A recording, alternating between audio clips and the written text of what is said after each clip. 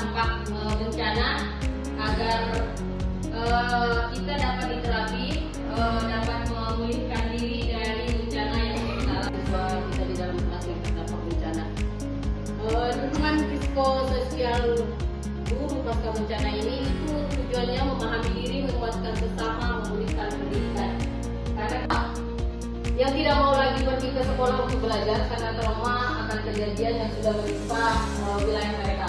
Tujuan sesi ini memahami reaksi stres yang terjadi antara kita dan peserta didik kita, menyadari emosi yang wajar datang setelah kita merasakan bencana kemarin, menciptakan rasa aman setelah kejadian tersebut, dan meneguhkan peran guru itu menyadari strategi guru dalam memulihkan harapan siswa.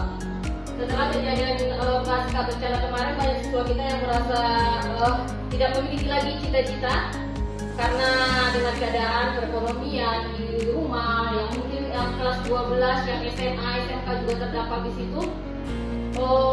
Kita setelah pasca bencana yang sering kita alami sebagai guru itu adalah penyintas itu yang mengalami bencana secara langsung dan merupakan bagian dari warga terdampak.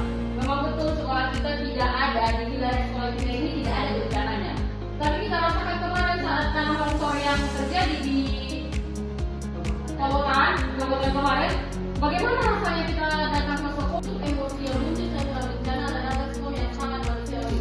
Responnya ini, misalnya datang hujan, ya udah nggak usah berangkat, takut longsor. Itu adalah respon yang manusiawi setelah kita merasakan pasca bencana tersebut.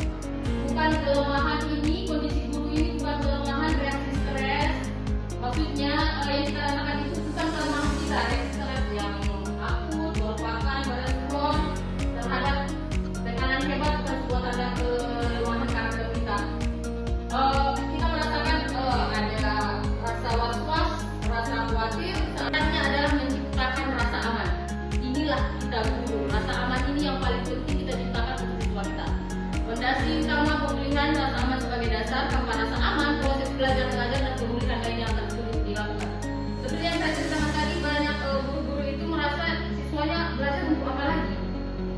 Belajar nggak ada tujuannya lagi, karena semua yang dimiliki. Makanya menghakimi ini yang paling penting kita tanamkan di hati kita. Dengarkan tanpa menghakimi, memberikan ruang bagi rekan atau siswa untuk menceritakan tanpa perlu segera memberi nasihat. Saya kemarin pergi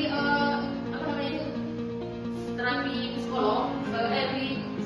psikolog, keliling yang kemarin di April 5 di memberikan permainan atau games.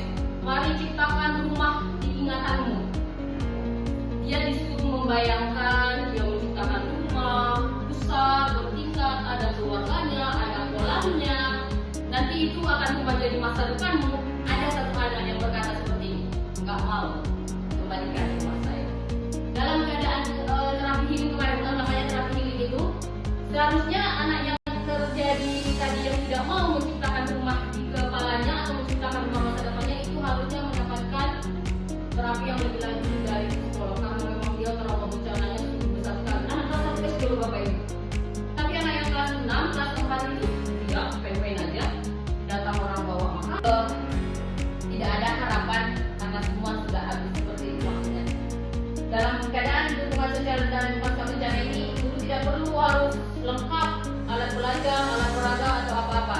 Tidak, tapi kita adalah sebagai sumber yang merasakan bagaimana lewat jembatan itu Bapak Ibu yang pakai tali yang digarogak.